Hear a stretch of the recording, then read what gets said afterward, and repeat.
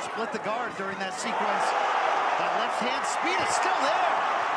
A 46-year-old Pacquiao, a furious crowd, and a controversial decision. The stats say one thing, the judges said another, and the experts can't agree. Was Pacquiao robbed of history? In this video, we'll unravel punch for punch why this fight is more than just another majority draw. Brace yourself, for the breakdown boxing fans won't stop debating.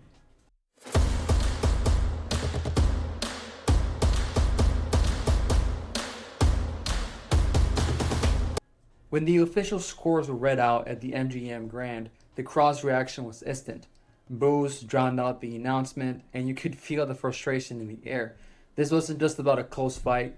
People genuinely believed Pacquiao, coming back at 46 after nearly 4 years away, had done enough to win. The stakes were sky high, with Pacquiao chasing another shot at history. And the result? A majority draw. Felt like a gut punch to fans who wanted to see the legend crowned as the oldest welterweight champion. The scorecards themselves only made things worse. One judge gave it to Barrios 115 to 113, while the other two had it dead even at 114 to 114. That meant Barrios kept his WBC welterweight belt and Pacquiao walked away empty-handed. For a lot of people watching, that didn't match what they saw in the ring. Pacquiao was the aggressor, especially in the later rounds, pressing the action and landing heavy shots. Barrios, on the other hand, was more measured, sticking to a game plan that looked cautious at times. The split decision didn't just disappoint the crowd, it set off a firestorm online. Boxing insiders jumped in right away. Social media was full of fans and analysts using the word robbery to describe what they just watched. And while that word gets thrown around a lot in boxing, it hits harder when it's a fighter like Pacquiao, and the spotlight and the stakes are this high. Adding to the controversy, the unofficial scorecards from respective sources didn't line up with the judges. According to the Associated Press, Pacquiao should have edged it by 115 to 113. His longtime trainer, Freddie Roach, saw it even wider at 116 to 112. These numbers carried weight because they reflected the story a lot of fans felt they'd seen. Pacquiao pushing forward, landing the flashier, more powerful shots, and refusing to look his age. So when the official scores came out, it felt like a disconnect between what was happening in the ring and what was being written down at ringside.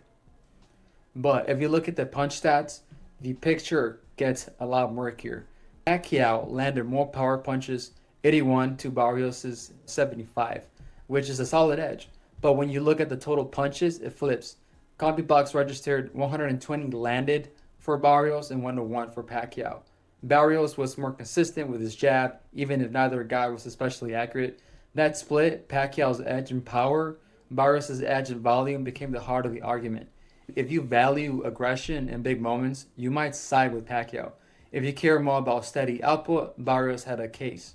The numbers gave both sides ammo and nobody was backing down. But really, let's not ignore the elephant in the room. There's this phenomenon in boxing where younger fighters give an almost excessive amount of respect when they're in the ring with a legend. We've seen a lot of this with fighters like Canelo, where opponents seemed hesitant to push the fight, afraid of ending up on the wrong side of a highlight reel. And honestly, you could argue Barrios fell into the same trap. He started strong, using his reach and making Pacquiao work for those early moments, but he could have done more to take over. Playing safe may have cost him a more decisive win, or at least kept this fight out of the controversy zone. The same question that always comes up in boxing is, does the judging system make these kinds of controversies impossible to avoid? Now, boxing can be brutal, but judging fights, that's where things really get messy. So let's put all the outrage aside for a second and get into the details. The reality is, fights like Pacquiao versus Barrios are scored using four main factors: clean punching, effective aggression, defense, and ring generalship. Sounds simple, but when you've got two guys with totally different styles in a fight this close, things get complicated real fast. Early on, Barrios did exactly what you'd expect from a guy with his reach, right? He kept Pacquiao at arm's length, snapping out the jab and making it tough for Manny to get inside. Pacquiao had trouble finding his rhythm. He was stuck on the outside looking for an opening, but Barrios' jab kept him from getting those signature combinations going. This first couple of rounds, Barrios controlled the pace and made Pacquiao work every inch. But by the time they hit the middle rounds, you could see Pacquiao making adjustments. He started slipping past the jab, picking his moments, and landing that kind of power shots that get the crowd on their feet. Rounds 5 and 6 were the big turning points. According to the punch stats, Pacquiao outlanded Barrios in power shots during these rounds, and even Teddy Atlas, he noted that this is where the momentum really started to shift. Pacquiao's speed and aggression finally broke through, and Barrios had to rethink his approach just to keep up. Now, here's where it gets interesting. Most people expected Pacquiao at 46 and coming off a long layoff to slow down in the later rounds, but he didn't. Pacquiao just kept pressing, pushing the action, and landing big shots. His stamina was something else. Analysts and even Barrios' corner were surprised he could keep up that kind of pace. Barrios, meanwhile, started to look a little tired. He got defensive, picking his counters carefully, but he wasn't able to turn those moments into anything that really hurt Pacquiao. The story of the late rounds was Pacquiao's refusal to fade, which is wild for a guy his age, and it put even more pressure on Barrios to do something dramatic.